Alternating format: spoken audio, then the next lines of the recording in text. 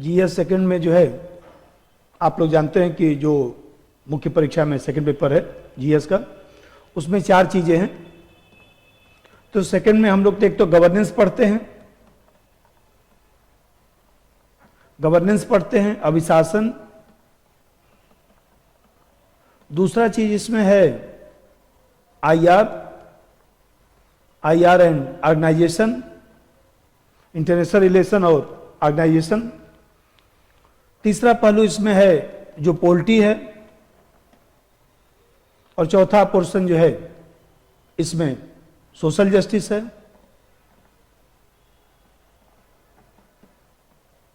तो हम लोग आज से गवर्नेंस शुरू कर रहे हैं। तो गवर्नेंस का जो टॉपिक है, जो आप लोगों को सिलेबस मिला होगा, ये जो सिलेबस आप लोग पास होगा, जो हम लोग भेजे हैं, इस सिलेबस में देखिए गवर्नेंस में जो है यहां पर ये अभिशासन लिखा है, शासन व्यवस्था, पारदर्शिता, जवाबदेही के महत्वपूर्ण पक्ष, ई गवर्नेंस, अनुप्रयोग, मॉडल, सफलता, सीमाएं, संभावना, नागरिक चार्टर, पारदर्शिता और जवाबदेही, संस्थागत और अन्य उपाय। ये टॉपिक हम लोग को पढ़ना है। इसमें सबसे पहले हम लोग जो है, पहले जब गवर्नेंस शुरू कर रहे हैं, जैसे मैंने सोशल जस्टिस शुरू किया तो सबसे पहले आपको सोशल जस्टिस के बारे में बताया। आईआर शुरू किया तो आईआर क्या होता है, पॉलिटी शुरू किया तो पॉलिटी क्या होता है, इसी तरह से गवर्नेंस क्या होता है। तो सबसे पहले जो है, जो गवर्नेंस है, अभिशासन। तो सबसे पहले हम लोग जो है अभिशासन का अर्थ समझते हैं कि अभिशासन होता क्या है। अभिशासन जो है, इसका क्या विशेषता है, विशेषता अवलिक स्वरूप क्या है। फिर अभिशासन, जिसे हम लोग कहते हैं अभिशासन, गवर्नेंस। एक होता है गवर्नमेंट। तो ये जो गवर्नमेंट है और जो गवर्नेंस है, भाई गवर्नमेंट का मतलब सरकार, इसी को हम लोग कहते हैं शासन। तो शासन और अभिशासन में क्या अंतर है, शासन अभिशासन में क्या डिफरेंस है। फिर हम लोग इसका एक जो है ये भी समझेंगे कि भाई आखिर जो गवर्नमेंट चल रही है, तो फिर हम लोग जो है गवर्नेंस को क्यों बढ़ावा दे रहे हैं।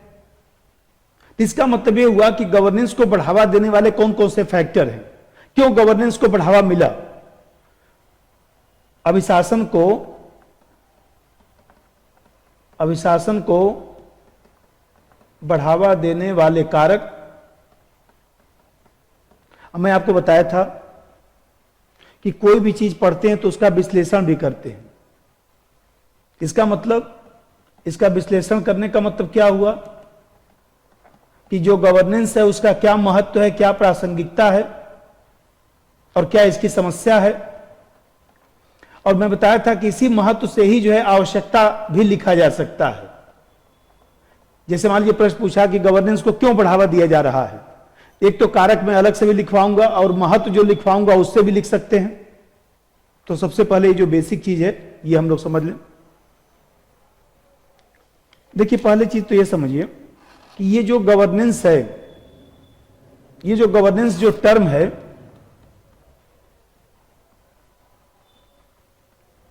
ये गवर्नेंस टर्म जो है देखा जाए, जिसको हम लोग कहते हैं शासन व्यवस्था भी कहीं लिख दिया जाता है। शासन व्यवस्था, गवर्नेंस को शासन व्यवस्था भी लिखा जाता है, अभिशासन भी लिखा जाता है, एक ही बात। तो जो गवर्नेंस टर्म है वो ग्रीक काल में यूनानी जो सभ्यता रही है, उस यूनानी सभ्यता से ये शब्द निकला है। जो हम लोग जैसे देखिए मोदी साहब कहते हैं मिनिमम गवर्नमेंट, और कहते हैं कि मैक्सिमम गवर्नेंस, ये नारा भी है। तो मिनिमम गवर्नमेंट, तो ये सोचिए कि इसमें मिनिमम जो गवर्नमेंट है, गवर्नमेंट में कुछ मिलाएंगे तभी तो गवर्नेंस बनेगा। तो क्या मिलाएंगे, तो नैतिकता मिलाएंगे, क्या मिलाएंगे, तो कोई व्यवस्था मिलाएंगे। ये बताइए, आप इसको मिनिमम गवर्नमेंट का मतलब गवर्नमेंट को कम कर रहे हैं और ये गवर्नेंस को अधिक कर रहे हैं, इसका मतलब जो व्यवस्था है उसको ठीक करना पड़ेगा। बढ़ाना पड़ेगा। तो यही जो व्यवस्था गवर्नमेंट में जब व्यवस्था मिल जाती है, भाई राजनीतिक पहलू तो चल रहा है, सरकार तो चल रही है, लेकिन ऐसी राजनीतिक व्यवस्था जो नागरिकों से संबंध स्थापित करे, जनता के साथ सहयोग करे, सामाजिक आर्थिक कार्यों का संपादन जो किया जाता है, जो प्रबंधन किया जाता है, उसमें जवाबदेही, पारदर्शिता, इस तरह के पहलुओं को बढ़ावा दे, तो ऐसी जो राजनीतिक व्यवस्था है उसको हम कहेंगे गवर्नेंस। इसका मतलब यह हुआ कि सरकार की सक्रियता, सरकार की सक्रियता का मतलब यह हुआ कि सरकार की अच्छी व्यवस्था, सरकार की अच्छी व्यवस्था, मतलब सरकार केवल सरकार नहीं है, सरकार वास्तव में प्रबंधन का कार्य कर रही है। जैसे आप लोग देखते हैं कि भाई द्वितीय विश्व युद्ध से पहले आप देखिए तो लेसेस फेयर चलता था, हस्तक्षेप का सिद्धांत, कि सरकार कम से कम हस्तक्षेप करे।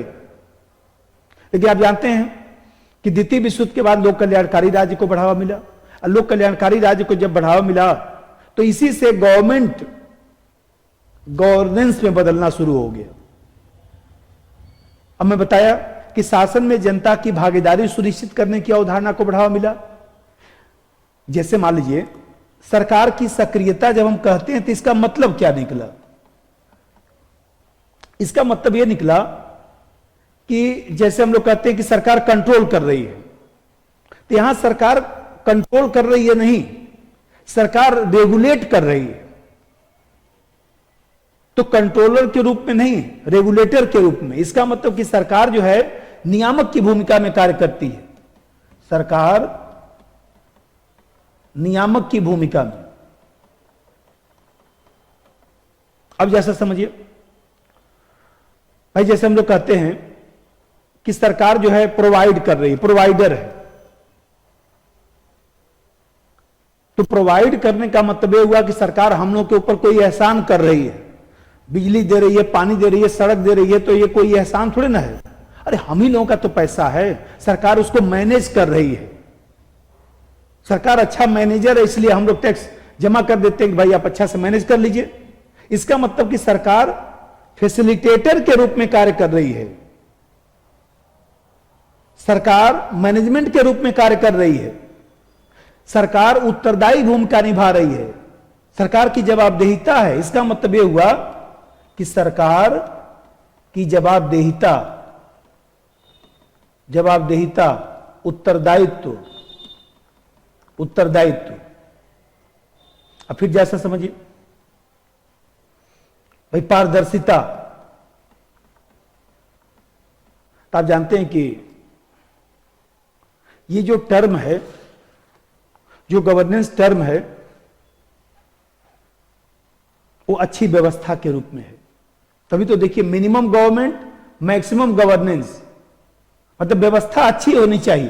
तो व्यवस्था अच्छी होनी चाहिए, तो इसका मतलब कि जो हमारी सरकार है, गवर्नमेंट का मतलब ये सरकार है, सरकार में अच्छी व्यवस्था हो तभी जो है गवर्नेंस हमारा ज्यादा होगा। तो आप जानते हैं कि जो यूनाइटेड नेशन डेवलपमेंट जो प्रोग्राम है, उसी प्रोग्राम से जब 92 में एक रिपोर्ट आई थी, उस रिपोर्ट का नाम था गवर्नमेंट एंड डेवलपमेंट रिपोर्ट। 92 की बात है। जब 92 में जो है गवर्नमेंट एंड डेवलपमेंट रिपोर्ट आया वर्ल्ड बैंक का, उसी में जो है इसकी बात की गई पहली बार, और ये कहा गया कि सभी देशों को बढ़ावा देना चाहिए, सभी देशों को जो है वह स्मार्ट प्रशासन को बढ़ावा देना चाहिए। एक शब्द होता है स्मार्ट प्रशासन, स्मार्ट प्रशासन को बढ़ावा देना चाहिए। भाई स्मार्ट का मतलब यह हुआ कि चीजें सिंपल हो, मोरल हो, अकाउंटेबल हो, अकाउंटेबल हो, रिस्पॉन्सिव हो, रिस्पॉन्सिव, और टी का मतलब ट्रांसपेरेंट हो, ट्रांसपेरेंट हो। तो कहा गया कि भाई स्मार्ट प्रशासन होना चाहिए। भाई विश्व बैंक पैसा देता था, उसका दुरुपयोग होता था, तो विश्व बैंक ने कहा कि भाई हमारे पैसे का सदुपयोग होना चाहिए, प्रशासन को स्मार्ट बनाया जाए। इसके लिए उसने एक गाइडलाइन जारी किया जिसमें जो है सहभागिता की बात की गई, जिसमें जो है पारदर्शिता की बात की गई, उत्तरदायी, रिस्पॉन्सिव अनुक्रियाशील, ट्रांसपेरेंट मतलब पारदर्शिता, अकाउंटेबल का मतलब जवाबदेही, कानून के शासन और समावेशी प्रवृत्ति की बात की गई। उसी बात को हम लोग गवर्नेंस कहते हैं। तो यहां पर यह ध्यान रखना है कि जैसे मैं बार बार कह रहा हूं कि सरकार की सक्रियता, सरकार वास्तव में कार्य करे, सरकार वास्तव में कार्य करे, तो सरकार वास्तव में कार्य करे। सरकार का काम सरकार चलाना है। जैसे कहा जाता है ना कि सरकार केवल नहीं होनी चाहिए, सरकार वास्तव में सरकार चलाए, मतलब जनता की सेवा करे। ये बताइए, जनता की सेवा में नागरिक समाज की भी तो भूमिका होनी चाहिए, सहभागिता भी तो होनी चाहिए। नागरिक समाज की भूमिका को बढ़ावा, तो नागरिक समाज की भूमिका को बढ़ावा का मतलब एनजीओ को बढ़ावा दिया जाए, सेल्फ हेल्प ग्रुप्स का विकास किया जाए, प्रेशर ग्रुप्स का विकास किया जाए। इसका मतलब यह होता है, जैसे मान लीजिए मीडिया है, तो मीडिया को बढ़ावा दिया जाए कि मीडिया सरकार की आलोचना करे। अरे भाई, निंदक नियरे राखी आंगन कोठी छवाए। हम लोग मोदी साहब की आलोचना करते हैं तो देखिए, तो मोदी साहब की आलोचना करना हम लोग का जो है एक प्रकार से देखा जाए तो कर्तव्य है, और सरकार का भी कर्तव्य है कि आलोचना सुने। सरकार का भी कर्तव्य है कि वह जो है उस आलोचना को सकारात्मक ले। ये थोड़े ना कि हम लोग आलोचना, कोई मोदी साहब से हम लोग को नफरत है। अरे भाई, देश के प्रधानमंत्री हैं, सब लोग सम्मान करते हैं, लेकिन आप में कमी है तो हम लोग बताएंगे ना। तो ये कहीं ना कहीं जो है देखा जाए तो शासन को व्यापक आयाम देना, जैसे मान लीजिए अभी मैं बताया कि मीडिया, पत्र पत्रिका को बढ़ावा देना, प्रेशर ग्रुप्स को बढ़ावा देना, दबाव समूह को बढ़ावा देना। इसका मतलब कि जब हम लोग ये सब चीज बढ़ावा देंगे तो जो राजनीतिक सत्ता है वो हमारे संसाधनों का अनुकूलतम प्रयोग करेगा, जिससे सामाजिक आर्थिक न्याय को बढ़ावा मिलेगा, न्याय संगत व्यवस्था बनेगी। सरकार की सक्रियता का मतलब क्या हुआ? न्याय संगत व्यवस्था।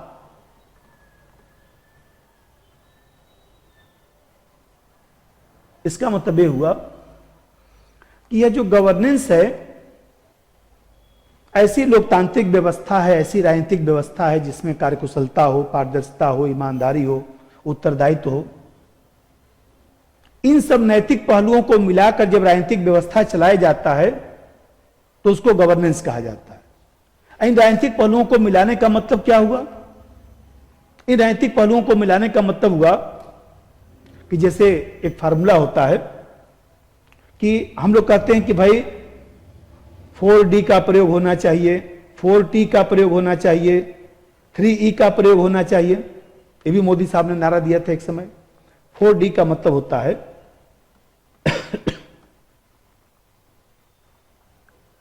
डेमोक्रेटाइजेशन, इसका मतलब यह हुआ प्रजातंत्रीकरण को बढ़ावा दिया जाए, लोकतांत्रिक पहलुओं को बढ़ावा दिया जाए। लोकतंत्र में जैसे मैं बताया, भाई हम लोग पढ़ाते हैं, आप लोग आलोचना करते हैं तो सुनते हैं ना कि सर समय से टेस्ट नहीं भेजे। मान लीजिए कभी सैटरडे को देखिए 12 बजे टेस्ट नहीं जाता है, कभी लेट हो जाता है, कभी मान लीजिए टाइप वाले नहीं आए तो थोड़ा और भी लेट हो गया मान लीजिए, लेकिन सैटरडे को चला ही जाता है। रात में 12 बजे से पहले मैं भेज ही देता हूं। तो मान लीजिए आप आलोचना करते हैं या आप हमको फोन करते हैं या मान लीजिए संस्थान में फोन करते हैं तो कोई बुरा थोड़ी ना मानता है। वो तो भाई आपका जो है, हम लोग का कर्तव्य है, आपका अधिकार है। ये लोकतांत्रिक प्रक्रिया है।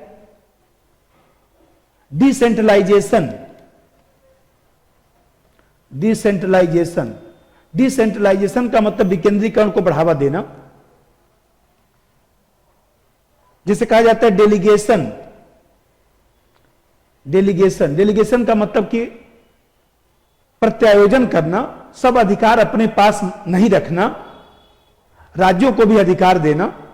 जैसे मान लीजिए शिक्षा नीति बन रहा है, अब नई शिक्षा नीति बन गई तो राज्यों का भी सलाह लेना, कुछ राज्यों के ऊपर भी छोड़ देना। जैसे देखिए 105वां संविधान संशोधन किया गया और कहा गया कि ओबीसी का जो लिस्ट बनेगा वो राज्यों को भी अधिकार दे दिया गया। तो ये कहा जाएगा कि हमने डेलीगेट कर दिया अधिकार। जैसे मान लीजिए नौकरशाही होती है तो डी ब्यूरोक्रेसी,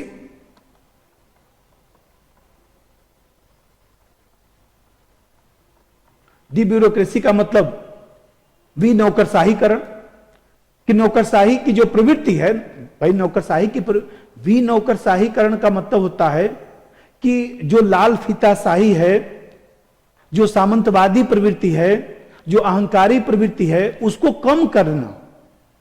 क्योंकि नौकरशाही कहते समय दिमाग में आता है कि कहीं ना कहीं जो है सत्तात्मक पहलू का प्रयोग होगा। नौकरशाही जो है जनता के सेवक के रूप में कार्य करे। अब देखिए हम लोग 4T की बात करते हैं तो 4T का मतलब, 4T कहते समय दिमाग में आना चाहिए कि ट्रांसपेरेंसी होनी चाहिए, ट्रांसपेरेंसी होनी चाहिए, टेक्नोलॉजिकल होना चाहिए, टेक्नोलॉजिकल होना चाहिए, हर चीज का ट्रेनिंग होना चाहिए, प्रशिक्षण होना चाहिए, ट्रेनिंग होना चाहिए, मतलब प्रशिक्षित व्यक्ति, कार्यकुशल व्यक्ति उस कार्य को करे। वही नहीं कि संसद में आपको 10 मिनट बोलने का समय दिया गया, कुछ भी बोल रहे हैं, भाषण कुछ भी दे रहे, ऐसे नहीं। आप मान लीजिए सांसद हैं, आप विधायक हैं, तो देश की गरिमा का ध्यान रखिए, लोगों की गरिमा का ध्यान रखिए, कुछ भी मत बोलिए। टोटलिटी कि आपके ऊपर जिम्मेदारी है तो आप समग्रता के साथ चीजों को स्वीकार करिए। टोटलिटी। अब देखिए 3E कहते समय दिमाग में क्या आता है कि भाई प्रशासन में जो है इफिशियंसी होनी चाहिए, इफिशियंसी होनी चाहिए, इकोनॉमी होना चाहिए।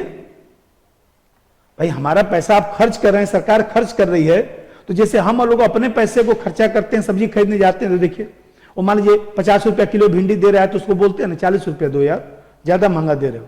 तो बताइए सरकार के लोगों को भी तो बार्गेनिंग करना चाहिए। इफेक्टिवनेस, इफेक्टिवनेस कि प्रभावकारी प्रवृत्ति हो। इन सब जो मैंने अभी चर्चा किया, इन्हीं सब चीजों को जो है गवर्नेंस कहा जाता है। तो इसका मतलब ये हुआ कि अब थोड़ा सा विशेषता मैं लिखवा देता हूं, क्योंकि विशेषता आप लोग लिख सकते हैं, अर्थ तो लिख लेंगे ना, अर्थ कैसे लिखेंगे? भाई ऐसी शासन व्यवस्था जो नागरिकों से सहसंबंध स्थापित करते हुए जनता के सहयोग से सामाजिक आर्थिक कार्यों को संपादन करे, नागरिकों के प्रति जो है जवाबदेही प्रवृत्ति रखे। इस अवधारणा का विकास जो है द्वितीय विश्व युद्ध के बाद जो है कल्याणकारी राज्य की अवधारणा से जुड़ा हुआ है। कल्याणकारी राज्य को जब बढ़ावा मिला तो इस अवधारणा का विकास हुआ, अर्थात ऐसी लोकतांत्रिक व्यवस्था जिसमें ईमानदारी, पारदर्शिता, जवाबदेही, कार्यकुशलता हो और सरकार जो है नैतिक पहलुओं को मिलाकर जो है व्यवस्था चलाने का प्रयास करे, जिससे व्यवस्था स्मार्ट बन सके। अब विशेषता देखिए, पहला बात देखिए, सरल नियम कानून होना चाहिए। सरल नियम कानून का मतलब कि जो लाइसेंसिंग प्रणाली, कोटा प्रणाली, तभी तो इसको समाप्त किया गया, तभी तो जीएसटी को लागू किया गया। आयकर रिटर्न का फॉर्म देखिए, 1 पेज का आजकल फॉर्म होता है। करों की श्रेणियों को कम किया गया। तो सरल नियम कानून होना चाहिए कि आम जनता उसको समझ सके, उसका पालन कर सके। दूसरा चीज, कानून के शासन को लागू करना। कानून के शासन को लागू करने का मतलब पुलिस सुधार होना चाहिए। पुलिस लगे कि पुलिस है, पुलिस लोगों को डर नहीं लगना चाहिए। प्रशासनिक सुधार होना चाहिए, न्यायिक सुधार होना चाहिए, निर्वाचन सुधार होना चाहिए। इस तरह के पहलुओं को बढ़ावा दिया जाए जिससे कानून व्यवस्था, वास्तव में कानून व्यवस्था दिखाई दे सके। तीसरा चीज देखिए, जिससे मैं बताया अभी कि पारदर्शिता, उत्तरदायित्व को बढ़ावा दिया जाए, तो बताइए ये कैसे आएगा? जब सिटीजन चार्टर लागू होगा, सूचना का अधिकार जब लागू होगा।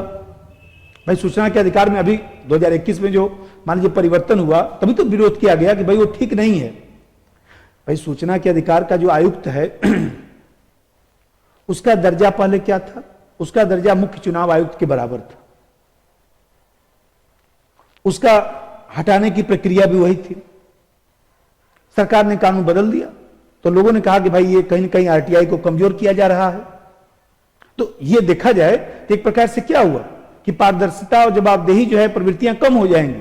सूचना का अधिकार का जो, जैसे मान लीजिए मैं आप लोग सोशल जस्टिस से पढ़ाया था कि सामाजिक अंकेक्षण, सोशल ऑडिटिंग, तो हमें कहते हैं कि सामाजिक अंकेक्षण का मतलब यह हुआ कि जो मनरेगा है जैसे लागू किया गया है, तो मनरेगा सोशल ऑडिटिंग लागू है तो इसका मतलब क्या हुआ? कोई भी उसकी जांच परख कर सकता है, कोई भी पूछ सकता है। इस तरह की प्रवृत्तियां होनी चाहिए।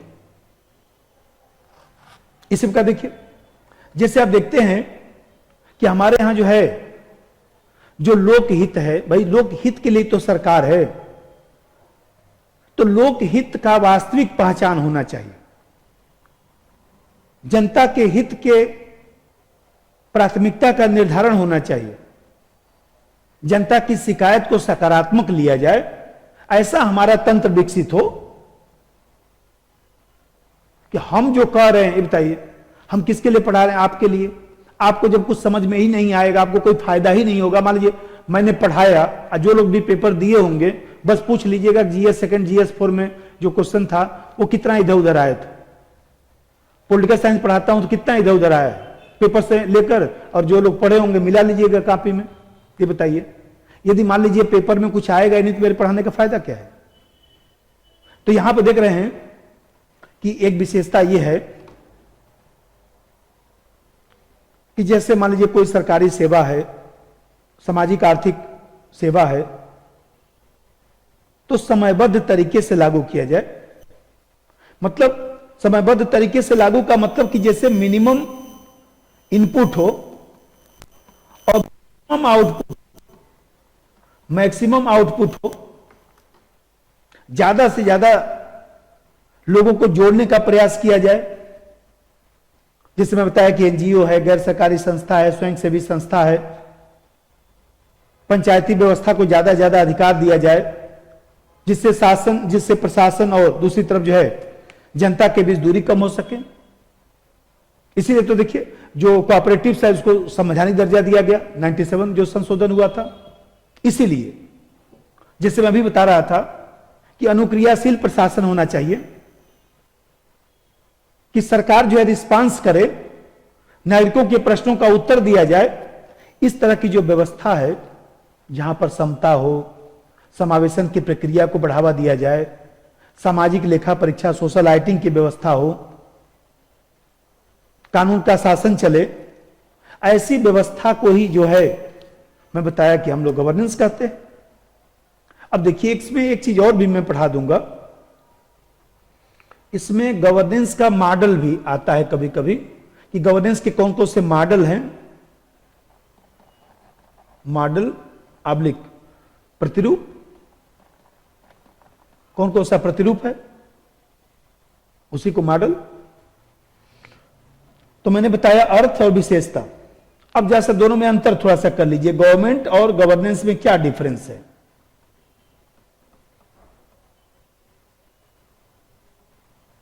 गवर्नमेंट और गवर्नेंस मतलब कि सरकार, या इसी को कह सकते हैं शासन। यह हो गया अभिशासन या शासन व्यवस्था। इन दोनों में क्या डिफरेंस है? मैं बताया कि कोई भी चीज पढ़िए तो उसमें छोटा छोटा बात पढ़िए। मैं आप लोगों को सोशल जस्टिस से बताया था, सिलेबस तो मैं पढ़ा दिया, लेकिन मैं बोला था कि मैं बीच बीच में वीडियो बनाता रहूंगा, वो भी आप लोग देखते रहिएगा, जोड़ते रहिएगा, क्योंकि सोशल जस्टिस में बहुत सारे करंट के मुद्दे आते हैं। तो वो तो फिर मान लीजिए धीरे धीरे ही वीडियो बनेगा। बाकी तो सिलेबस में पढ़ाई दिया, आप लोगों को नोट्स भी मिल गया होगा, लेकिन आप लोग टेस्ट पेपर लिख कर भेजे नहीं गवर्नमेंट। तो ये बताइए कि जब अभी मैं बता रहा था कि जब मैं गवर्नमेंट कहूंगा तो आपके दिमाग में क्या आना चाहिए कि गवर्नमेंट जो है एक प्रकार से कह सकते हैं कि सरकारी जो तंत्र है उसके द्वारा किया गया जो शासन है, विधायिका, कार्यपालिका और न्यायपालिका की समेकित व्यवस्था। विधायिका, कार्यपालिका और न्यायपालिका की समेकित व्यवस्था। ये जो समेकित व्यवस्था है, सरकारी तंत्र द्वारा जो किया गया शासन है, विधायिका, कार्यपालिका, न्यायपालिका द्वारा किया गया जो शासन है, उसको हम बोलेंगे गवर्नमेंट। अब देखिए, अब गवर्नेंस में अभी बताया था कि गवर्नेंस का मतलब दिमाग में क्या रखेंगे कि गवर्नमेंट प्लस नैतिकता, गवर्नमेंट प्लस व्यवस्था, एक सिस्टम होना चाहिए। इसका मतलब कि गवर्नेंस का मतलब क्या हुआ, शासन व्यवस्था का मतलब क्या हुआ, एक ऐसी व्यवस्था जहां पर कार्यकुशलता हो, प्रभावशीलता हो, संवेदनशीलता हो, इस तरह की जो व्यवस्था होगी उसको हम बोलेंगे गवर्नेंस। भाई अभी जैसे बताया कि ये जो छोटा गोला है उसको हम लोग बोलते हैं गवर्नमेंट, और ये बड़ा गोला हो गया गवर्नेंस। गवर्नेंस बस ये अपने दिमाग में रखिए। जैसे मान लीजिए आप लोग पढ़ते हैं, हम लोग कहते हैं रिस्पांसिबिलिटी, रिस्पांसिबिलिटी, और एक होता है अकाउंटेबिलिटी। अकाउंटेबिलिटी, तो रिस्पांसिबिलिटी और अकाउंटेबिलिटी में जैसे मान लीजिए इसको हिंदी में हम लोग बोलते हैं जवाबदेहिता, इसको हम लोग बोलते हैं रिस्पांसिबिलिटी को उत्तरदायित्व। तो मैं कहूं कि दोनों में क्या डिफरेंस है, तो देखिए बड़ा कंसेप्ट है। इसका मतलब यह सामूहिक होता है, यह संस्थागत होता है, यह वैधानिक होता है, और जब रिस्पांसिबिलिटी बोला जाएगा तो यह व्यक्तिगत होता है। तो कहीं ना कहीं देखा जाए तो ये है तो दोनों एक ही चीज, लेकिन कंसेप्ट थोड़ा सा अलग है। उसी तरह से गवर्नमेंट से ही गवर्नेंस बना है। दूसरा अंतर देखिए, जैसे मैं बताया, अभी बताया कि ये गवर्नमेंट क्या हुआ, सीमित अवधारणा हो गया। गवर्नमेंट जो है सीमित अवधारणा हो गया, और ये जो है व्यापक अवधारणा हो गया। नंबर 2, यह सीमित अवधारणा है, इसमें सरकार के अंग तथा संस्थाओं को ही शामिल किया जाता है। सरकार के अंग तथा संस्थाओं को ही शामिल किया जाता है। निजी क्षेत्र की भूमिका कम होती है, निजी क्षेत्र तथा जनता की सहभागिता कम होती है, निजी क्षेत्र तथा जनता की सहभागिता कम होती है। मतलब सरकारी संस्थाओं से जो व्यवस्था है। अब दूसरा बात देखिए, अभी मैं बता रहा था कि यह व्यापक अवधारणा है। यहां लिखिए नंबर 2, यह व्यापक अवधारणा है। इसमें सरकार के अंगों के साथ नागरिक समाज से जुड़ी संस्थाओं को भी शामिल किया जाता है। सरकार के अंगों के साथ नागरिक समाज से जुड़ी संस्थाओं को भी शामिल किया जाता है। देखिए, भारत में जो 10वीं पंचवर्षीय योजना थी, उस 10वीं पंचवर्षीय योजना में पहली बार अप्रत्यक्ष रूप से गवर्नेंस को बढ़ावा दिया गया। 10वीं पंचवर्षीय योजना में कहा गया था कि हम लोग जो है नागरिक क्षमता का भी लाभ उठाएंगे। अब इसी को 12वीं पंचवर्षीय योजना में विस्तारित किया गया था गवर्नेंस को, जिसमें कहा गया था कि एनजीओ है, स्वयं सेवी संस्था है, तमाम चीजों को हम लोग और ज्यादा सक्रिय करेंगे, नागरिक समाज से जुड़ी संस्थाओं को सक्रिय करेंगे।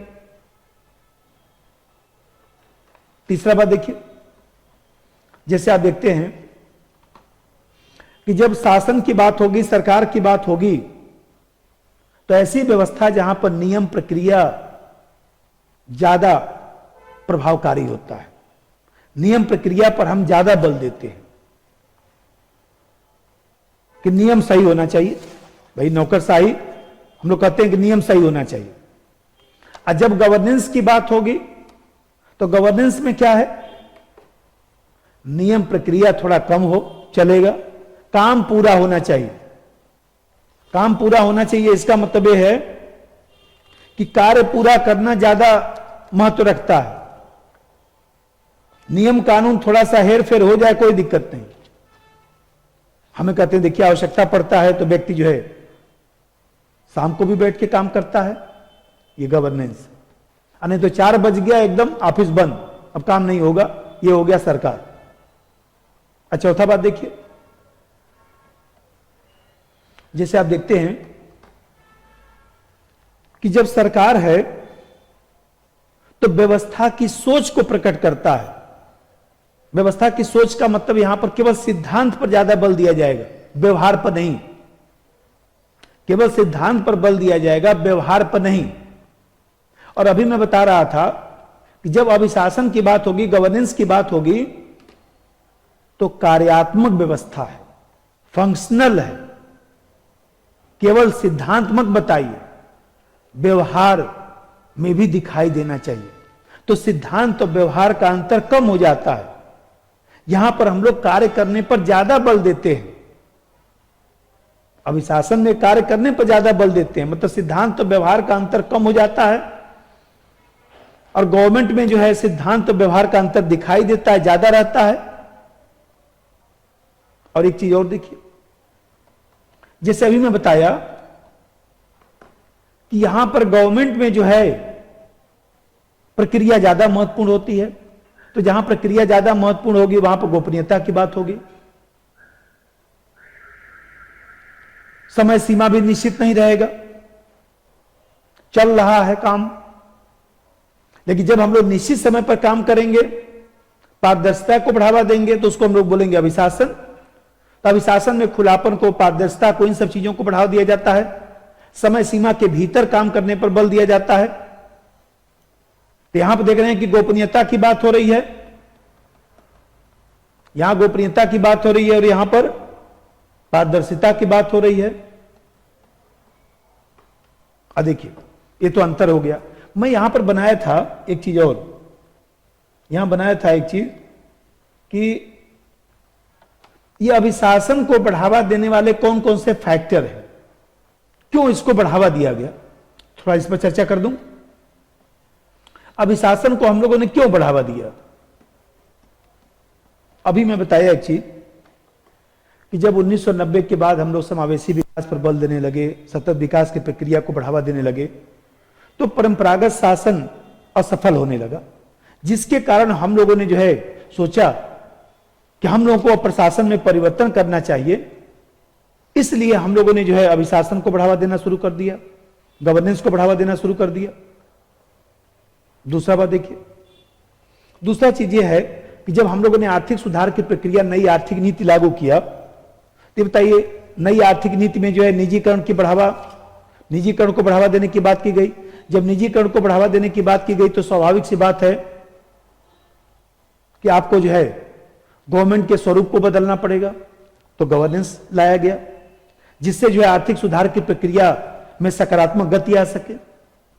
अब फिर मान लीजिए भारत में जनसंख्या ज्यादा, संसाधन कम, तो जनसंख्या ज्यादा, संसाधन कम, तो स्वाभाविक सी बात है किसी भी संसाधनों का सर्वश्रेष्ठ उपयोग करने के लिए गवर्नेंस को बढ़ावा दिया गया। अब फिर अभी जैसे मैं बताया कि वैश्वीकरण के कारण जो परिस्थितियां थी कि भाई कोई दूसरा देश भारत में निवेश कर रहा है, दूसरे देश से हमारे अच्छे संबंध बन रहे हैं, तो दूसरे देश को विश्वास दिलाने के लिए वो निवेश कर रहा है तो उसका पैसा सुरक्षित है। जो अंतर्राष्ट्रीय और क्षेत्रीय संगठनों से हम जुड़ना शुरू कर दिए, मान लीजिए WTO के हम सदस्य बन गए, अन्य संस्थाओं की G20 के सदस्य भारत बन गया, तो ऐसे दिशा में लगना भी तो चाहिए कि भारत लोकतांत्रिक देश है।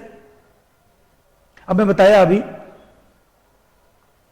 कि जो भारत में भ्रष्टाचार, लाल फीताशाही, लापरवाही, ये सब जो चल रहा था, उसको रोकने के लिए भी बढ़ावा दिया गया। तो इन सब परिस्थितियों के कारण हम लोगों ने जो है गवर्नेंस को बढ़ावा दिया। तो कभी यदि प्रश्न आए तो उससे ऐसे भी लिख सकते हैं, और मैं बताया कि अभी जैसे मैं महत्व बोलूंगा तो उससे भी लिख सकते हैं, जैसे मैं एक विश्लेषण करा देता हूं उससे भी आपको ज्यादा अच्छा रहेगा।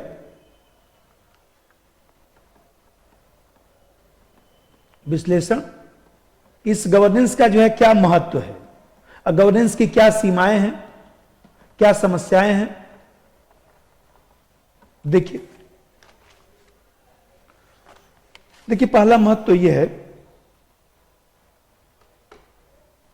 कि जब हम गवर्नेंस को बढ़ावा देंगे तो कानून की जो जटिलता है उसमें कमी आएगा, प्रशासनिक जो कार्य है वो सुचारू पूर्वक होगा।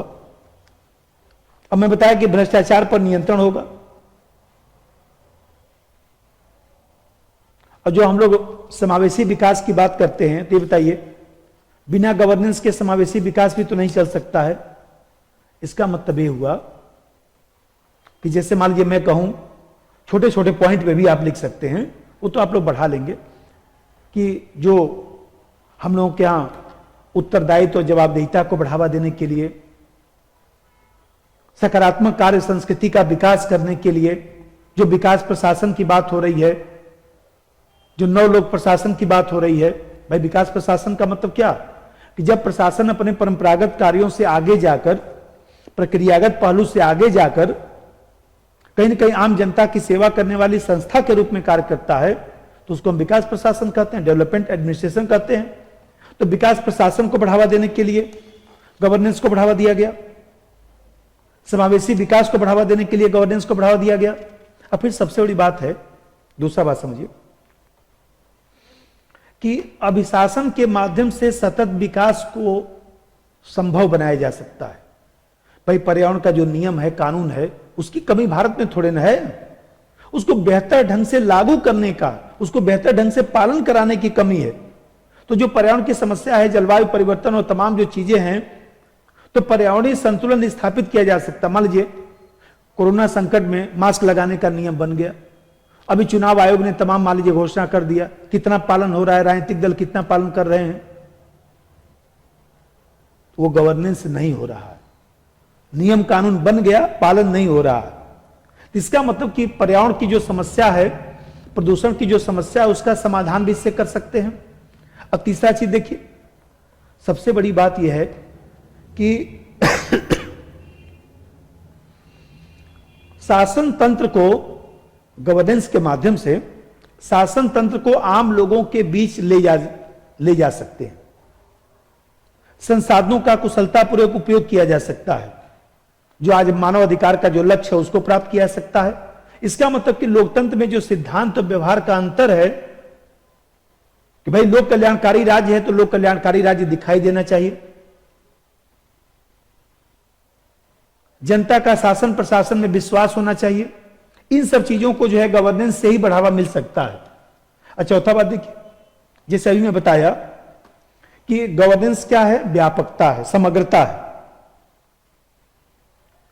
तो समग्रता से ही जो है समस्त समस्याओं का समाधान हो सकता है, चाहे वैश्वीकरण की समस्या हो, चाहे निजीकरण की समस्या हो, चाहे आर्थिक समस्या, सामाजिक समस्या, इन सब समस्याओं का समाधान जो है गवर्नेंस से ही हो सकता है। आर्थिक विकास का भी लक्ष्य प्राप्त किया जा सकता है, जनसंख्या भी कम हो सकता है, क्योंकि गवर्नेंस जो है वो व्यापकता है। देखिए, जो हम लोग सामाजिक न्याय की बात करते हैं उससे भी जोड़ सकते हैं कि भाई जो हमारे यहां अभिशासन है वो समावेशन की प्रक्रिया है।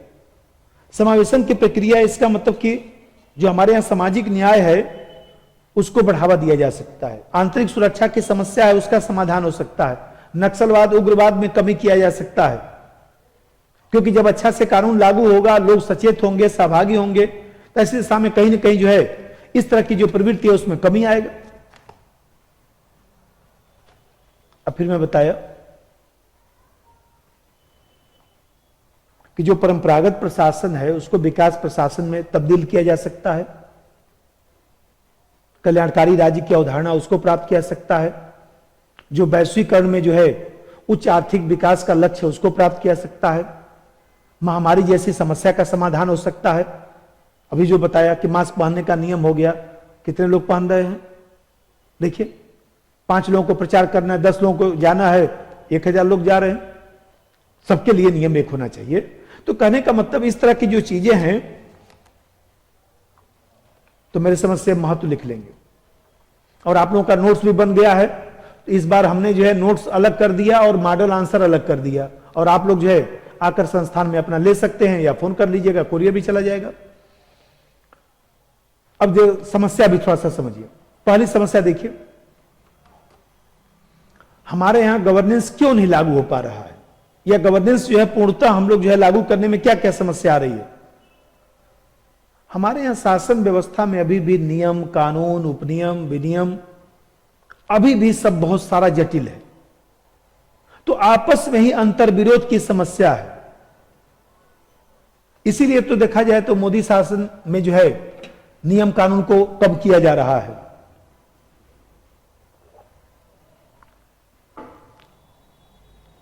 क्योंकि जितना नियम कानून होगा, बहुत सारे कानूनों को इसलिए समाप्त किया गया कि कानून कम होना चाहिए, उसको अच्छे कानून बनाए जाए। तो पहली तो समस्या यही है। दूसरी समस्या यह है कि भाई कानून नियम बन गया, लेकिन राजनीतिक इच्छा शक्ति भी तो होनी चाहिए, प्रतिबद्धता भी तो होनी चाहिए। हमारे यहाँ राजनीतिक इच्छा शक्ति और प्रतिबद्धता का अभाव है। अभी मैं बताया, अरे भाई टीका लग रहा है, जाके लगवाइए।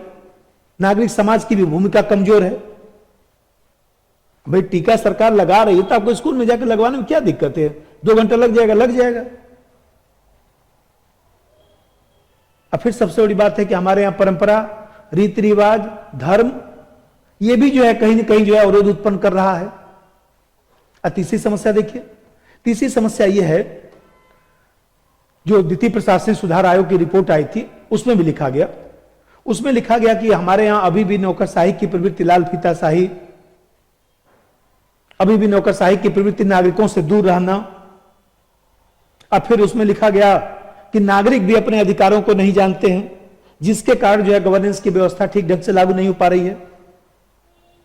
और सबसे बड़ी जो बात है कि हमारे यहां भारत में प्रशासन जो है अंग्रेजी परंपरा पर आधारित है। अभी भी वही 1935 के अधिनियम के आधार पर ही तो हमारा शासन व्यवस्था चलता है। तो बहुत सारी चीजें वही चल रही हैं। भारतीय साक्ष्य अधिनियम, गोपनीयता कानून और तमाम जो चीजें हैं अभी भी अप्रत्यक्ष रूप से दिखाई देती हैं, जिसके कारण भी जो है वह गवर्नेंस से समायोजन नहीं हो पाता है। भैया में कहते हैं अब तकनीकी विकास हो गया, लेकिन अभी भी देखिए लोग, जैसे मान लीजिए हमें कहते हैं कि भीम है, भीम ऐप है, चाहे मान लीजिए फेसबुक है, चाहे व्हाट्सएप है, चाहे तमाम, गांव में अभी भी कितने लोग हैं जो नहीं चलाते हैं। अभी भी गांव में देखिए कितने लोग ऐसे हैं जो एटीएम नहीं रखते हैं। और फिर सबसे बड़ी बात है कि हमारे यहां साइबर अपराध का स्वरूप भी, उस असुरक्षा के कारण भी लोग डरते हैं। इन सब चीजों के कारण भी गवर्नेंस ठीक ढंग से लागू नहीं हो पा रहा है। तो ये सब मैं समस्या बताया। एक तो विविधतावादी समाज भी है, जिसके कारण भी समायोजन नहीं हो पाता है। बड़ा देश है, भौगोलिक क्षेत्र व्यापक है, लोग जागरूक भी नहीं है, इसके कारण भी समस्या आ रही है। अब इसमें एक पहलू ये छूटा हुआ है,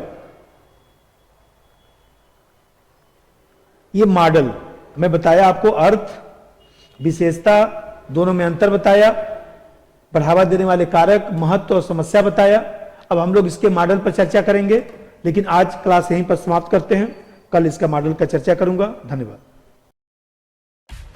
सब्सक्राइब कीजिए हमारे चैनल को और बेल आइकॉन को दबाइए हमारी लेटेस्ट वीडियो सबसे पहले देखने के लिए।